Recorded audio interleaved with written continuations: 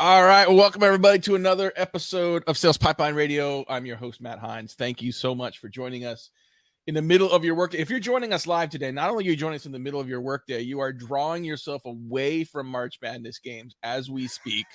I want to make it clear. I'm just keeping my eye on West Virginia, Maryland, because it was one of my. There was an 8-9 Mason, and so I'm wondering, like, I mean, obviously for people watching this on demand, you're like, God, I can't believe that West Virginia made a run. Anyway, if you're watching live, thank you for doing so. You can be part of the show today if you've got a question or comment on our topics for our guest, Mason Cosby. We would love to have you be part of the show. Make a question, make a comment. We'll ask your question. We'll bring your comment up on screen and have some fun with it. If you're watching or listening on demand, thank you very much for listening, for downloading, for subscribing. Every episode of Sales Pipeline Radio is always available, past, present, future, on salespipelineradio.com. Today, Mason told me right before we started recording, Mason is phenomenal. He's got a new job. He's got a pending baby. He just got back from Scotland. He loves sales. Mason Cosby, everybody. Thanks for joining us, man. Matt, I will always join anything you ask because you are a legend in and of yourself. So I'm just excited to be here. Legend in my own mind, I think, is what you just said. So yeah, I'll tell you. That's all. It's all good. Well, look, I've been following you for a long time as well. Just, you continue to have great content, great insights. Maybe just give, for folks that don't know you, just a little bit about who you are, where you're from, and what you're thinking about these days. Yeah. So, I mean, if you actually look behind me, on every call I join in, my wife gave me these wonderful maps that actually tell a little bit of our life story. So from Birmingham, met my wife in Jackson, Mississippi, where it's actually where I started my marketing career. And within the past year and a half, moved up to Indianapolis and have been here for, a year and a half. Just kind of worked at an agency and recently transitioned over to an incredible company called Sales Assembly that is offering elevated learning and development for go-to-market teams. So essentially, we help train your sales and CS teams to make more money, which is why I heart sales. You love sales. I mean, like, and I think your past few roles and just the conversations we've had, you are a marketer at heart, a marketer by experience, but, you realize and lean into the fact that, like, you can't be a successful marketer in B2B without also having a successful sales team. Mm-hmm. And you are now marketing at a company whose customer is sales. So I know this is a new role to you, but talk to me about why that was a priority for you in terms of the next role in your career for the company as a meta, but also just in terms of leaning into that integrated role as a marketer.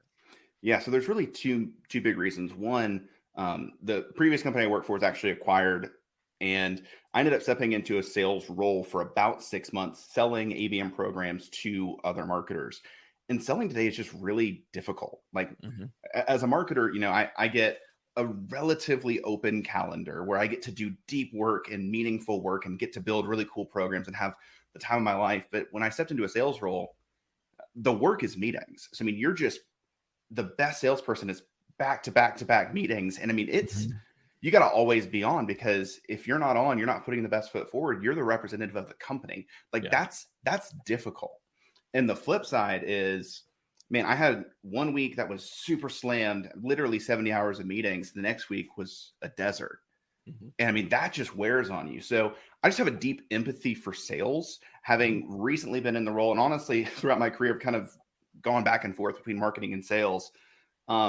And as I looked at the next role that I wanted to step into, I genuinely love the revenue team. I love serving the B2B revenue teams, and specifically in my own life. Professional development has been the massive career accelerator. So when I looked at what Sales Assembly offered of learning and development for the go-to-market team, specifically focusing in on that sales team, it seemed like a perfect fit to go build a marketing program that actually helps salespeople elevate their career and actually drive greater impact in their organizations. So I want to ask a follow-up question on something you said that I wrote down. It said serving the revenue team. And I think I want to qualify it a couple ways and get your opinion on this, because I think there's, as a modern B2B marketer, you are part of the revenue team, 100%. Right? Today's modern B2B marketing needs to be revenue responsible. And then sometimes I think some people hear serving the revenue team and think that means you are in a subservient role. So talk a little bit about what you mean by serving the revenue team, as well as your perspective on marketing's role on the revenue team. So I'll give you two answers. One, when I was saying serve the revenue team, is I was looking at the next job Yeah. I wanted to be sure that I stuck in kind of this B2B audience was focused on the revenue team. Mm-hmm. So I had some other jobs that were looking at like the finance department and the HR side of things. So for me, I just love serving the revenue teams. And then as far as actually sitting in a marketing seat and talking through that concept of serving the revenue team, practically what has happened for years and years is marketing goes off and does their own thing and sales does their own thing. And there's this complete mismatch of who we're actually pursuing and going after. If you were to ask marketing who your ideal clients are, they have this kind of idealistic version. Mm-hmm. And when you go ask sales, they're going to tell you probably the easiest closes that they've experienced that Mm-hmm. may or may not actually be the best fit. So I love sitting in a marketing role because I look at the revenue team as marketing, sales, and customer success. Mm-hmm. So sitting in a marketing role, my job is to make sure that we're targeting the right people, going after the right people, engaging the right people from the start. So we make sales job easier actually in the close, but not just to get easy sales, but so that we can keep clients for years and years to come, making customer success's job also easier and better, because I think everybody's been in a support role at some point and dealing with unhappy clients that were sold this vision and a promise that could never be delivered is always just incredibly frustrating and demoralizing. So I want to be sure that clients and everyone in the revenue team are actually set up for success. Talking today on Sales Pipeline Radio with Mason Cosby. He's the new director of demand gen at Sales Assembly. Also, check out his podcast, The Marketing Ladder. I've really appreciated just the content in the guests you get there as well. There are some people that are nodding vociferously as we talk about sort of a combined revenue team and revenue responsibility. But you and I both know, especially with your time at Gravity and elsewhere, like this isn't always the reality. This isn't always even like imminently possible. What are some of the common reasons you see why marketing and sales can't operationally get along? And what are some things that companies can start to do, not just to improve the relationship, but really to improve the impact? It's very much a 1 + 1 = 7 kind of a situation if you can do it right. So, I mean, practically, I've now worked within Sales Assembly for, I think today is day 18. Mm-hmm. I have seen, to no fault of anybody, 4 different target account lists that all had different criteria.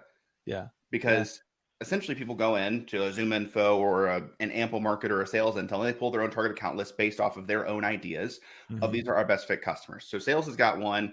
I got a different one from RevOps. I got a different one from a new salesperson that's bringing in kind of his network. And then I'm actually going through and essentially developing my own. Mm-hmm. So again, we've got all these different people that are building the target account list.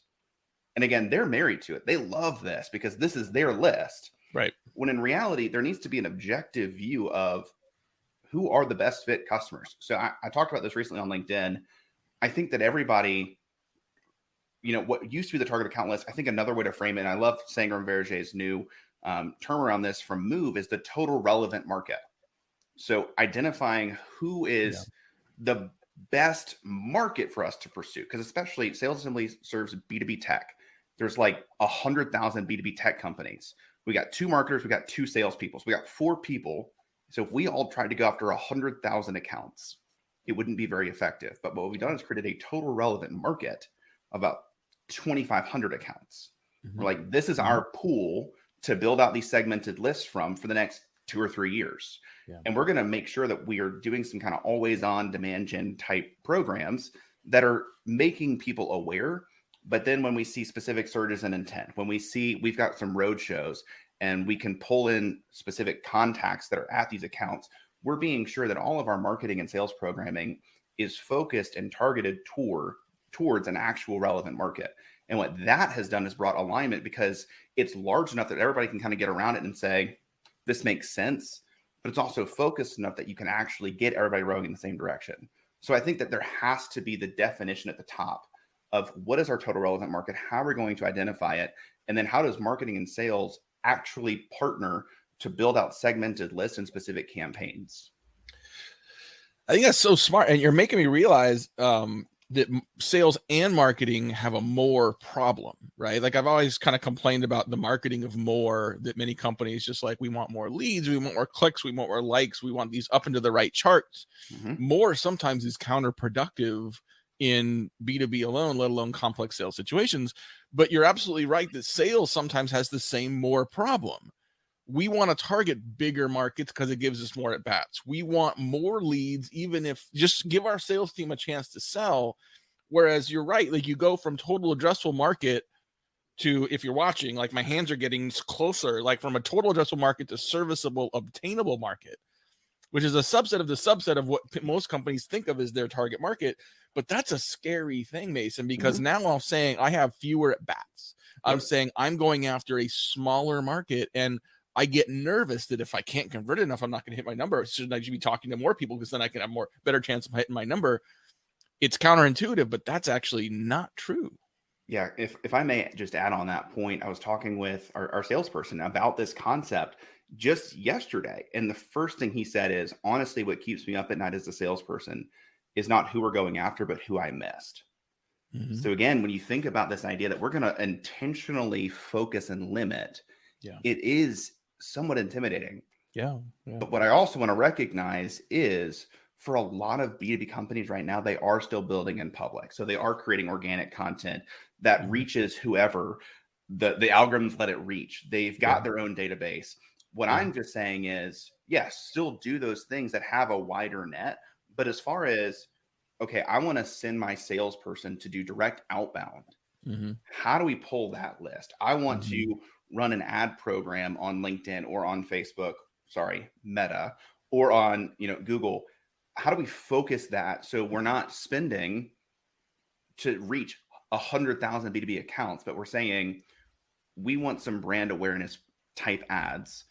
Let's focus on our relevant market. So again, I couldn't agree more, because again, to your point, when we focus, it feels like we're limiting the at-bat opportunities, when in reality, nobody's hopping on the call unless they feel like it's actually going to resonate. So when you focus, it resonates more and people actually hop on the call. So I've seen some companies, and we do a version of this internally where we have a very distinct target account criteria. We've got our tight list, and it's not just a set of criteria. If you do this right, like it's not just filters, it's a real account list. Like you should know exactly what companies you believe fit in that criteria, and that's dynamic. Some people leave it, some people join it. I've seen companies, and we do this a little ourselves, have sort of three categories. We got proactive, reactive, and no fly zone. Proactive means here's the companies in our serviceable, obtainable market that we're going after right now that we think we have a great product for. There's reactive, meaning there's companies that I don't know if they're qualified, or I don't see that they're qualified, but if they come to us and exhibit qualification traits, like obviously I will service them, I will sell to them, but I don't want our team to proactively go after them. And then there's the companies that we have no business doing business with. Right. And the definition of those are different for different people. But I think to recognize what does it take to be in each of those areas, and sticking with those definitions until you make adjustments intentionally to change where the lines are. But what do you think about a concept of saying, okay, like we have our serviceable, obtainable market, but we're willing to sell to other people as long as they meet some of that criteria?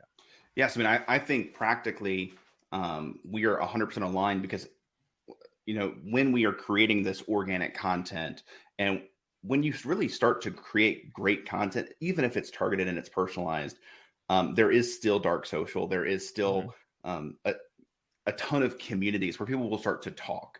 So again, I think of this addressable, serviceable market as the absolute best fit potential customers. But then these other, people that may come inbound, they're good fits. They're not the best fits, but they make for good clients. We'd be able to help them. So again, I'm on the same page on that front. I just think from a intentional targeting, where are we going to put our ad dollars? Where are we going to do direct outbound and sequencing? And who are we going to cater our content creation for? I think it's for that addressable, serviceable market, but also knowing that by the nature that we're doing good marketing, other people will inevitably come in, and we need to have a clear criteria around who's a yes and who's an immediate disqualification. All right, so we just got a few more minutes here on this episode of Sales Pipeline Radio with our guest, Mason Cosby. He's new into a new role, I think less than 2 months into a new role. Also pending father, so congrats. You announced that last month, which is amazing. But like in a new role and sort of owning the full demand gen function without giving away your whole playbook, like what are the things that you start to prioritize as you look at like what can drive maybe short-term impact? What are the things that are building blocks for long-term, having more predictable outcomes from the work that you're doing? What are some of the strategies you're using to build your go-to-market plan now? Yeah. So I'll say, if you want my full playbook, I'm actually very publicly documenting every single thing that I'm doing through TikTok. That is then reposted to LinkedIn. And I've actually shared on LinkedIn the 30, 60, 90 with tactical execution that I built for my interview process. So again, I'm actually happy to give all of that away if anybody wants to message me on LinkedIn, because everybody talks about their secret sauce, but I had a previous boss that said everybody's secret sauce is really just 1,000 Island dressing. So again, it's the same strategies, the same playbooks. Yeah. But how do you execute that for your business is the real clear differentiator. So with that, the immediate things are, we need to build a content engine that is publicly accessible.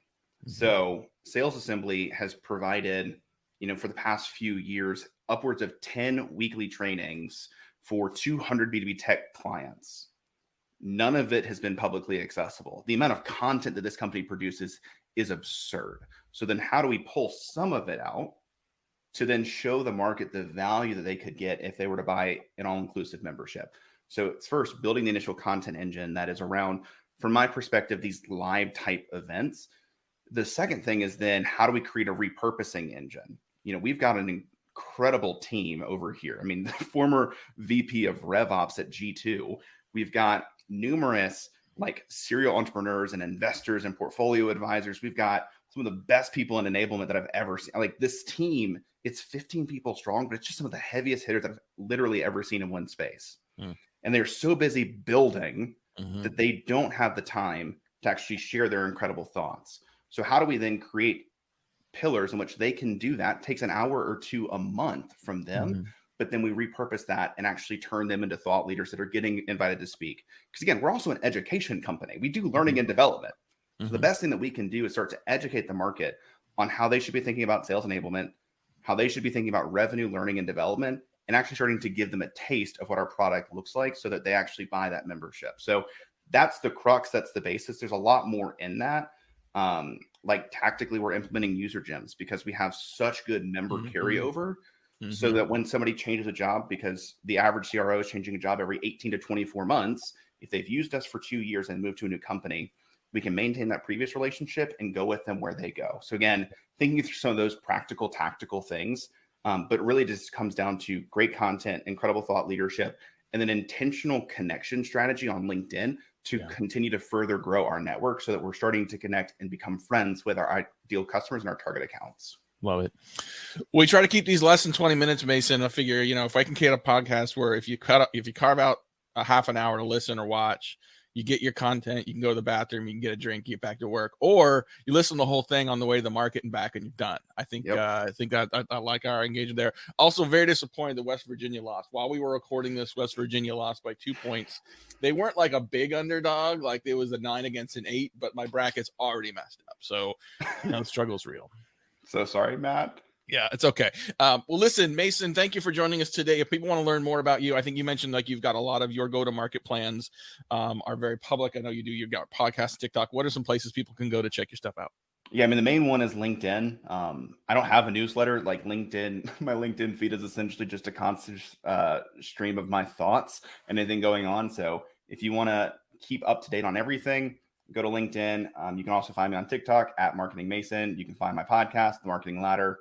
But really, my main one is LinkedIn. So if you want to connect with me, hop with me anywhere, find me there. Awesome. Well, Mason, thank you so much for your time today. Thanks everyone for listening and watching. We'll be back next week for another episode of Sales Pipeline Radio. Until then, my name is Matt Heinz. We'll see you next week. Take care.